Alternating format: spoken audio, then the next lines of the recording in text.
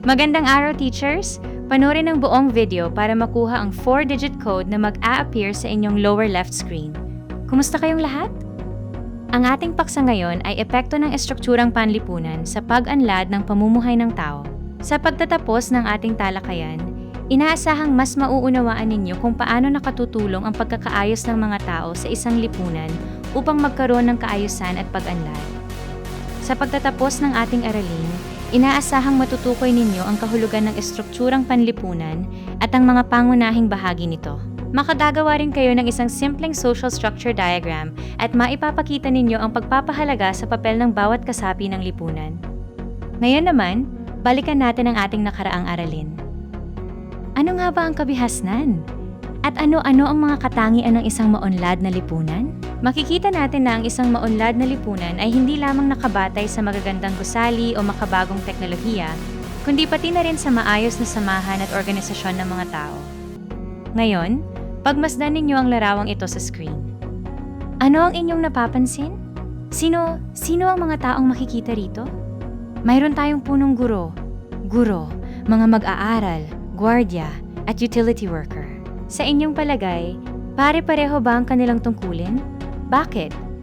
Bawat isa ay may kanya-kanyang responsibilidad, ngunit lahat sila ay nagtutulungan upang maging maayos ang pamayanan ng paaralan. Katulad din ito ang nangyayari sa isang lipunan. Dito pumapasok ang konsepto ng estrukturang panlipunan. Ang estrukturang panlipunan ay tumutukoy sa pagkakaayos ng mga tao sa isang lipunan batay sa kanilang katayuan, tungkulin, kapangyarihan, at ugnayan sa isa't isa. Ibig sabihin, hindi basta-basta lamang nagsasama-sama ang mga tao. May kani-kanyang papel ang bawat isa upang maging maayos ang pamumuhay ng lahat.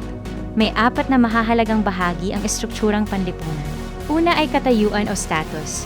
Ito ang posisyon ng isang tao sa lipunan. Ikalawa ay tungkulin, o ang mga responsibilidad na inaasahang gagampanan ng isang tao. Ikatlo ay kapangyarihan, na tumutukoy sa kakayahang gumawa ng desisyon o mamuno. At ang ikapat ay ugnayan, na nangangahulugang ang pakikipag-ugnayan at pakikipagtulungan ng mga tao sa isa't isa. Bakit nga ba mahalaga ang estrukturang panlipunan? Una, nagbibigay ito ng kaayusan sa lipunan. Ikalawa, nililinaw nito ang tungkulin ng bawat mamamayan. Ikatlo, nagpapalakas ito ng pagtutulungan ng mga tao. At panghuli, napapadali nito ang pamamahala sa isang komunidad o bansa. Kung walang malinaw na estruktura, maaring magkaroon ng kaguluhan dahil hindi alam ng mga tao ang kanilang mga pananagutan. Noong sinaunang panahon, may iba't ibang pangkat ng tao sa lipunan. Karaniwang nasa pinakataas ang pinuno, kasunod ang pari, pagkatapos ay ang mandirigma, manggangalakal, magsasaka, at manggagawa. Hindi ito nangangahulugang may mas mahalaga kaysa sa iba. Sa halip, ipinapakita lamang nito ang iba't ibang tungkulin na ginagampanan ng bawat pangkat. Pag-usapan natin ang bawat isa. Ang pinuno ang namamahala sa lipunan. Siya ang gumagawa ng mahahalagang pasya, nagpapatupad ng mga batas, at nangangalaga sa kaayusan ng pamayanan. Mahalaga ang kanyang papel upang magkaroon ng direksyon ang buong lipunan. Kasunod naman ang pari. Sila ang nangunguna sa mga gawaing panrelihiyon at ritual. Bukod dito, nagsisilbi rin silang tagapayo at tagapag-ingat ng paniniwala at tradisyon ng kanilang pamayanan. Naroon din ang mandirigma. Ang kanilang pangunahing tungkulin ay ipagtanggol ang pamayanan laban sa mga kaaway. Sila ang nagsisiguro sa kaligtasan at seguridad ng kanilang komunidad. Mayroon ding manggangalakal. Sila ang nagpapalitan ng mga produkto at nakikipagkalakalan sa ibang pamayanan. Dahil sa kanilang gawain, nagkakaroon ng mas maraming produkto at oportunidad ang lipunan. Hindi rin mawawala ang magsasaka at manggagawa. Ang mga magsasaka ang nagtatanim at nag-aalaga ng mga pagkain, samantalang ang mga manggagawa ang gumagawa ng iba't ibang kagamitan at produkto na kailangan ng mga tao sa araw-araw. Kung wala sila, magiging mahirap ang pamumuhay ng buong komunidad. Kung ating susuriin, mapapansin natin na mahalaga ang bawat pangkat. Ang pinuno ay namamahala, ang pari ay gumagabay sa pananampalataya, ang mandirigma ay nagtatanggol, ang manggangalakal ay nagpapasigla ng kalakalan, at ang magsasaka at manggagawa ang nagbibigay ng pangunahing pangangailangan. Ipinapakita lamang nito na ang pag-unlad ng lipunan ay bunga ng sama-samang pagtutulungan ng lahat. Ngayon naman ay magkakaroon tayo ng pangkatang gawain. Bawat grupo ay bubuo ng isang social structure pyramid. Ilalagay ninyo ang bawat pangkat sa tamang bahagi ng pyramid at isusulat ang kanilang pangunahing tungkulin. Pagkatapos nito, sasagutin ninyo ang tanong, bakit mahalaga ang bawat pangkat sa lipunan? Magtulungan kayo at tiyaking lahat ay may ambag sa gawain.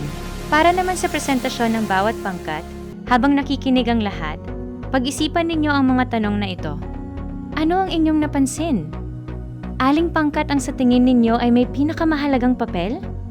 Paano nagtutulungan ng iba't ibang pangkat upang maging maayos ang lipunan? Bilang pagbubuod, tandaan natin na ang estrukturang panlipunan ay binubuo ng katayuan, tungkulin, kapangyarihan, at ugnayan ng mga tao. Ang mga elementong ito ang nagdudulot ng kooperasyon, kaayusan, at pag-anlad ng pamumuhay sa isang lipunan.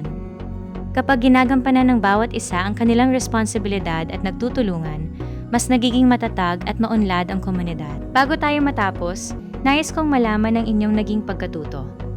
Pakisagutan at kompletuhin ang pangungusap na ito sa inyong kwaderno. Ang estrukturang panlipunan ay mahalaga dahil. Pagkatapos, isulat din ang inyong sagot sa tanong na, ano ang pinakamahalagang natutuhan mo ngayong araw? Maraming salamat sa inyong aktibong pakikilahok. Sana ay tandaan ninyo na ang bawat tao, anuman ang kanyang katayuan o tungkulin, ay may mahalagang ambag sa pag-anlad ng ating lipunan. Hanggang sa muli, magandang araw sa inyong lahat.